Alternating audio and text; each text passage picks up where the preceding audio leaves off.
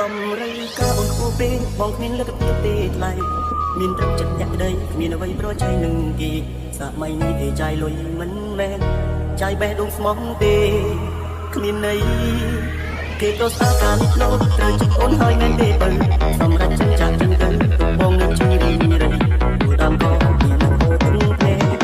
រួមមិននឹងស្មាបងគ្មានសំភារៈនិយមលយដូចគេអ្នកម្នាក់ថាខ្ញុំប្រើអូប៉ូមើលខ្លួនឯងទៅមនុស្សថត iPhone តែប៉ុណ្្នឹងឲ្យមើលថាប្រើអូប៉ូទៀតបងគ្មានសំភារៈនិយមលយដូចគេទើបមានមិនអាចបន្តស្គាល់រឿងសាបងក៏ខ្លាចជាមេរំខានបងសិនត្រង់នេះដំណើរជាសង្សារ